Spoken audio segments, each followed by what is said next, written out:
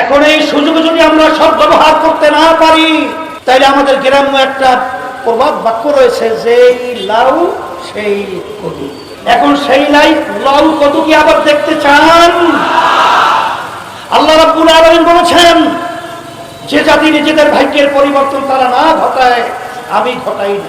আমরা যেন আর কেউ চাঁদাবাজদের সহযোগী না হই, খুনিদের সহযোগী না হই, আয়নাগরদের সহযোগী না হই, টাকা পাচারকারীদের সহযোগী না হই।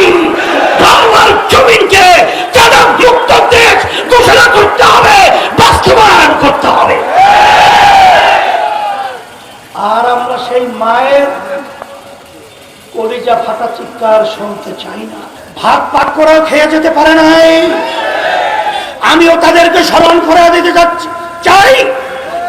হে চাঁদাবাজরা, হে খুনিরা, হে স্বার্থান্বেষী, বাংলাদেশের মানুষ, ইসলাম প্রেমিক মানুষ এবং দেশ প্রেমিক মানুষ আজকে রাস্তায় সর্বত্র ঐক্যবদ্ধ হয়েছে। এদের তোরে, এদের আওয়াজে আজকে আল্লাহর রহমতে আপনাদের দোয়ায় এই চাঁদাবাজ, খুনি, টাকা পাচারকারীদেরকে বঙ্গোপসাগরে নিক্ষেপ করতে হবে। আর সকলকে দেশ গড়ার, ইসলামের কল্যাণ, মানবতার কল্যাণের জন্য আমি সকলকে আহ্বান জানাচ্ছি। ইসলামী আন্দোলন বাংলাদেশ প্রতিষ্ঠিত 1987 সালে অদ্যাবধি পর্যন্ত একটা এমপিও কিন্তু আমাদের সংসদে যায় নাই। কারণ আমরা কখনো খুনিদের, চাঁদাবাজদের, টাকা পাচারকারীদের ক্ষমতায় যাওয়ার সিঁড়ি হিসাবে আল্লাহর রহমতে ব্যবহৃত হই না। সেই লক্ষ্যে খুলনার মাটি ইসলামের ঘাঁটি, আব্বাজান থেকে শুরু করে রহমতুল্লাহি আলাইহি, আমি খুলনার মাটি যতটুকু দেখেছি ইসলামের পক্ষের ঘাঁটি। আর ইসলামের পক্ষের ঘাঁটিতে ইসলামের গাছকে মজবুত করতে হবে এবং সন্ত্রাসীদেরকে, চাঁদাবাজদেরকে, খুনিদেরকে এই মাটি থেকে উৎখাত করতে হবে।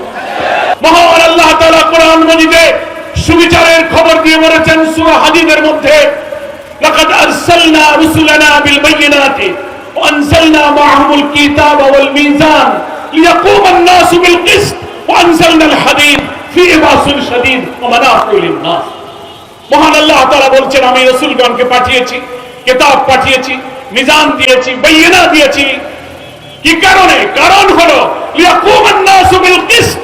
নাস শব্দের অর্থ হচ্ছে মানুষ। আমরা সবাই জানি, হিন্দু, মুসলিম, বৌদ্ধ, খ্রিস্টান, জাতি, ধর্ম, বর্ণ নির্বিশেষে সমস্ত মানুষকে উল্লেখ করে আল্লাহ এখানে বলেছেন লিয়াকুমান নাসু বিল কিসত। কিসত মানে হচ্ছে সুবিচার, ইনসাফ, জাস্টিস, ন্যায় বিচার, যা আল্লাহর কোরআনের বিধানের ভিত্তিতে কায়েম হতে পারে। আল্লাহ পাক বলছেন, আল্লাহর নাজিল করা এই সুবিচারের উপরে মানব সভ্যতা যেন সুপ্রতিষ্ঠিত হতে পারে, কায়েম থাকতে পারে, সেজন্য এই যুগে যুগে আল্লাহর নবী, কিতাব, মিজান এবং বাইয়িনা দিয়ে এই জাতিকে তিনি সম্মানিত করেছেন। আলহামদুলিল্লাহ। ফলে আমরা বিশ্বাস করি মানুষের কাছে সুবিচার নেই, সুবিচারের বিধান হচ্ছে একমাত্র আল্লাহ তাআলার কাছে। ইসলামী আন্দোলন বাংলাদেশ, জামাত ইসলামী, সকল ইসলামী শক্তি বিশ্বাস করে আর মানবতন্ত্র রচিত বিধিবিধান এদেশে সব পরীক্ষা হয়ে গেছে। 54 বছরের স্বাধীনতায় সব দলের শাসন আমরা দেখেছি, মানবরচিত বিধান আমরা দেখেছি।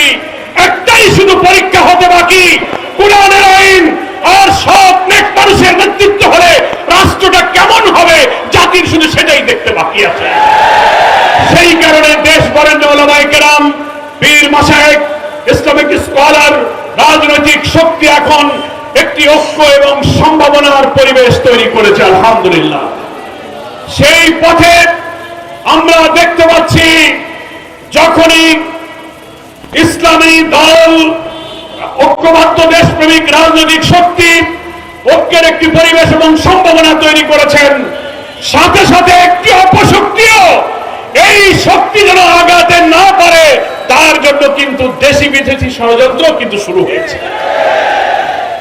দুর্ভাগ্যজনক, চরমনায় পীর সাহেবের মতো একজন আল্লাহর ওলি নেক মানুষের বিরুদ্ধে কোন কোন রাজনৈতিক দল গণমাধ্যমে যে কথা বলছেন আমরা তার ধিক্কার জানাই, নিন্দা জানাই।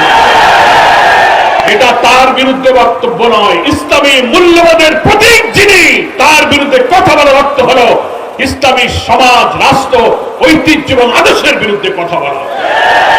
আপনারা লক্ষ্য করেছেন আমাদের সংগ্রামী আমির, বাংলাদেশ জামাত ইসলামীর আমির ডক্টর শফিউর রহমানের বিরুদ্ধেও এত কটূক্তি, কুরুচিপূর্ণ বক্তব্য সোশ্যাল মিডিয়াতে পোস্ট দিয়ে তাকেও কিন্তু অত্যন্ত খারাপ ভাবে বিকৃত করে উপস্থাপন করা হচ্ছে।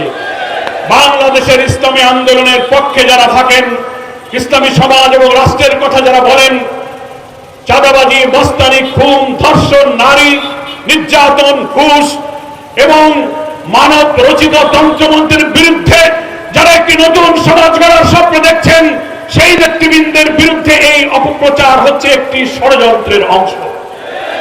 আমরা এর যেমন তীব্র নিন্দা জানাই।